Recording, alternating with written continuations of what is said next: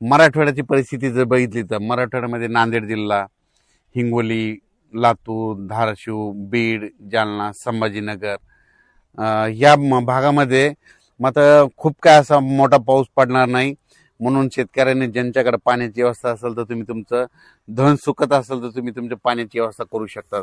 कारण की खूप असा मुसळधार पाऊस नाही, स्थानिक वातावरण तयार होऊन असाच पाऊस पडत राहणार आहे. म्हणजे एवढे 10 दिवस म्हणजे 1 सप्टेंबरपर्यंत म्हणजे असाच विखुरलेल्या स्वरूपात मराठवाड्यामध्ये बीड जिल्हा झालं, लातूर जिल्हा झालं, जालना जिल्हा झालं, संभाजीनगर, नांदेड, हिंगोली, लातूर, धाराशिव ह्या जिल्ह्यामध्ये काय होणार, असाच विखुरलेल्या स्वरूपाचा तुरळक ठिकाणी पाऊस पडणार आहे. सर्वदूर काही पडणार नाही म्हणून हा अंदाज शेतकऱ्यांनी लक्षात द्यायचा.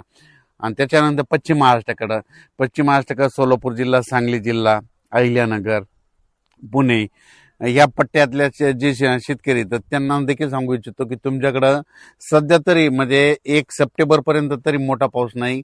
म्हणून तुम्ही तुमच्याकडे जर पाणी असेल तर तुम्ही तुमची व्यवस्था, धन सुकत असेल तर पाणी द्यायची व्यवस्था करू शकता.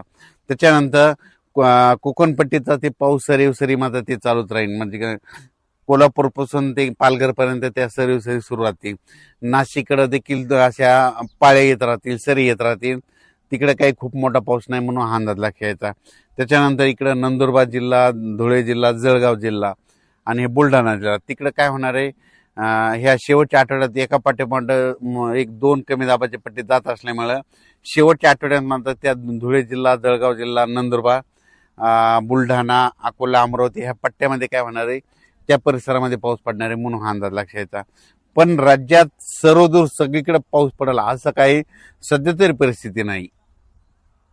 महाराष्ट्रात म्हणजे पश्चिम महाराष्ट्र, मराठवाडा इकडे पाऊस नाही येण्याचं कारण सांगतो. काय झालं की एक बंगालच्या खाडीमधून जे कमी दाबाचे पट्टे तयार होतात ते काय होईल तर ते नागपूरकडून इकडं मध्य प्रदेशकडून इकडं गुजरात, राजस्थानकडे 2 चालले. तर मग ते जात असताना ते जोपर्यंत शांत होत नाहीत तोपर्यंत आपल्या इकडे पाऊस पडणार नाही म्हणून हा अंदाज लक्षात येतात.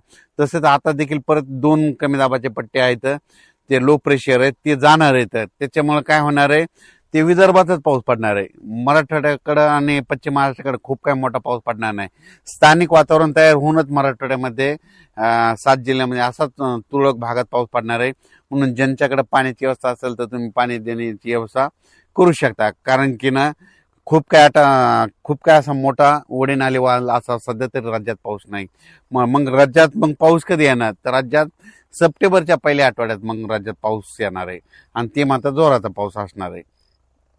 सध्या फक्त वरुणराजाची बॅटिंग फक्त विदर्भाकडेच आहे, म्हणजे त्यांच्याकडेच आहे. कारण की ना मग त्याच्यामध्ये कोणतं सांगतो की परत एकदा सांगतो, वर्धा, नागपूर, भंडारा, गोंदिया, चंद्रपूर, यवतमाळ, इकडं अकोला, अमरावती, पुन्हा मध्य प्रदेशचे जे लगतचे तालुके आहेत मोर्शी, अचलपूर, दर्यापूर, त्याच्यानंतर इकडं परतवाडा, इकडं जळगाव, जामोद ह्या पट्ट्यामध्येच काय होणार आहे, ह्या शेवटच्या आठवड्यात मध्ये आता म्हणजे 18 ऑगस्ट ते 30 ऑगस्ट पर्यंत त्या परिसरामध्ये विदर्भातच पाऊस पडणार आहे.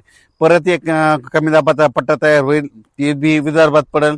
पण त्याचा पाऊस खूप लय झालं तर ह्या शेवटच्या आठवड्यात काय होईल की नांदेड जिल्हा एक घेईल, त्याच्यामध्ये हिंगोली एक घेईल, त्याच्यानंतर परभणी जिल्ह्यात काय भाग घेईल. म्हणून तिथपर्यंत परभणी जिल्ह्यातच येईल. त्याच्या पुढे काही ते पाऊस सरकणार नाही, कारण की ते पाऊस तिथंच स्थिर होऊन जाईल. राज्यात सध्या तरी खूप काही असा मोठा पाऊस नाही, कारण की ज्यांच्याकडे